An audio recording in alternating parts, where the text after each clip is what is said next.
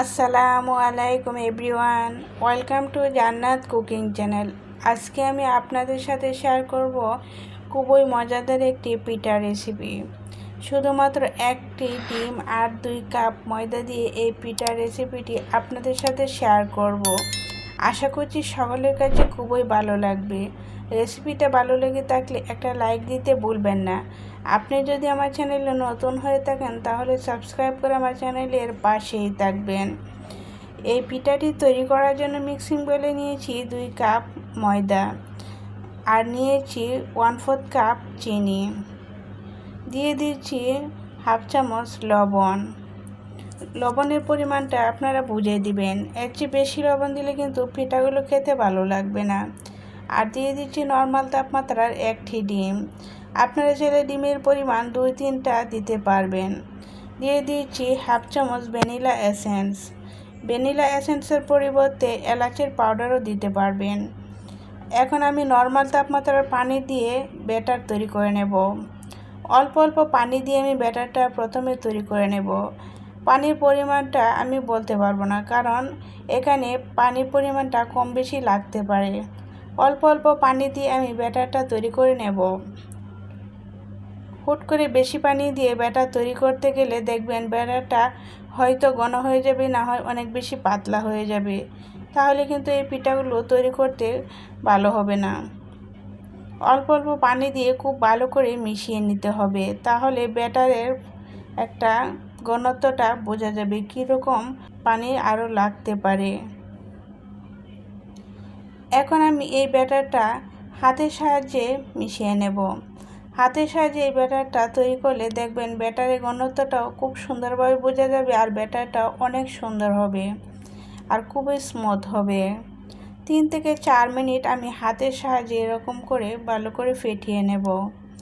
এখন আমি ব্যাটারটা তৈরি করে নিয়েছি, আর ব্যাটারের ঘনত্বটা এরকম হতে হবে। এখন আমি ব্যাটারটা 5 মিনিটের জন্য রেস্টে রেখে দেব। 5 মিনিটের চেয়ে বেশি রেস্টে রেখে দেওয়া যাবে না। এখন ব্যাটারটা সাইড করে রেখে দিয়েছি, আর একটা হালুয়া তৈরি করে নেব পিঠাগুলো দিয়ে খাওয়ার জন্য। চুলায় একটি প্যান বসিয়ে এলাচ, দারুচিনি, তেজপাতা দিয়ে দিয়েছি, আর দিয়েছি 1 টেবিল চামচ ঘি। নাড়াচাড়া করে ঘিটা গলিয়ে নিচ্ছি, আর দিয়ে দিচ্ছি হাফ কাপ সুজি। আপনারা যদি হালুয়ার পরিমাণ আরও বাড়িয়ে তৈরি করতে চান তাহলে সুজির পরিমাণটা একটু বাড়িয়ে দিতে হবে। এখন আমি ঘির মধ্যে সুজিটা একটু ভালো করে ভেজে নেব 2 থেকে 3 মিনিট, আর চুলা আঁচটা লোতে রেখে দিতে হবে।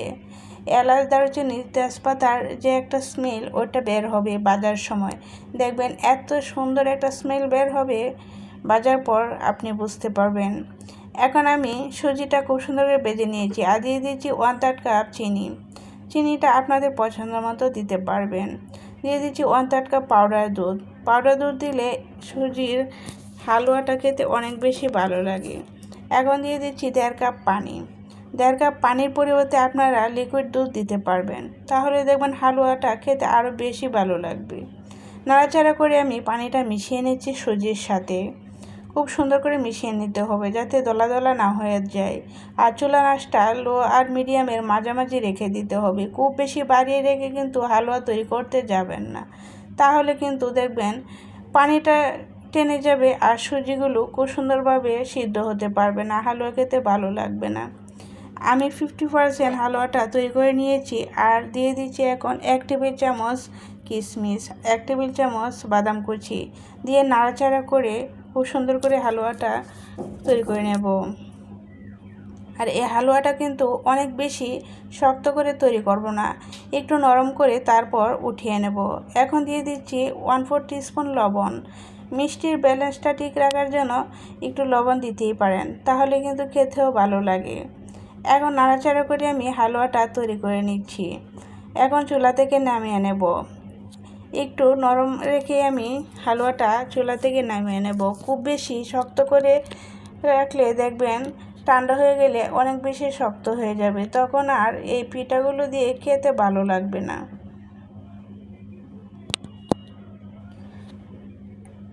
আমার হালুয়াটা তৈরি হয়েছে। এই পর্যায়ে এখন আমি চুলা থেকে নামিয়ে নিয়েছি, আর রেস্টে রেখে দেওয়া ব্যাটারটাও সেট হয়ে গিয়েছে। 5 মিনিটের চেয়ে বেশি কিন্তু এই ব্যাটারটা রেস্টে রেখে দেওয়া যাবে না।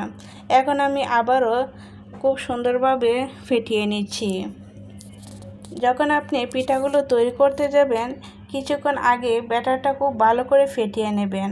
এখন দিয়ে দিচ্ছি 1 চা চামচ বেকিং পাউডার। এখানে শুধু বেকিং পাউডারই দিতে হবে, বেকিং সোডা দেওয়া যাবে না। খুব ভালো করে ফেটিয়ে বেকিং পাউডারটা মিশিয়ে নিচ্ছি। বেকিং পাউডারটা খুব সুন্দর করে মিশিয়ে নিতে হবে যাতে দলা দলা না হয়ে যায়।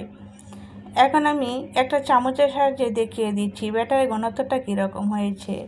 ঘনত্বটা এরকম হতে হবে, খুব বেশি পাতলা হলে কিন্তু পিঠাগুলো সুন্দর হবে না।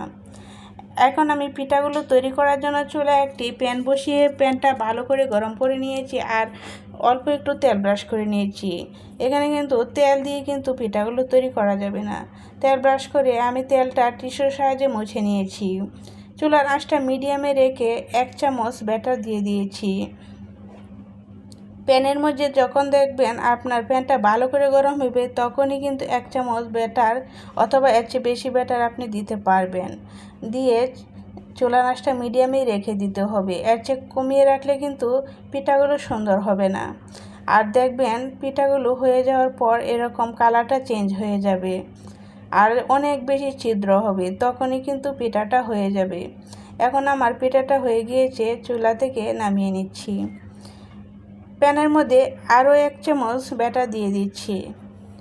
ব্যাটার দেওয়ার পর দেখবেন আস্তে আস্তে কালারটা চেঞ্জ হয়ে যাচ্ছে, সাদা থেকে অন্য একটু কালারটা চেঞ্জ হয়ে অন্যরকম হয়ে যাবে আর অসংখ্য ছিদ্রযুক্ত হবে। এই পিঠাগুলো কিন্তু ছিদ্রযুক্ত হয় আর খেতেও কিন্তু অনেক বেশি মজার হয়। সারাদিন যাবতই কিন্তু পিঠাগুলো সফট থাকে।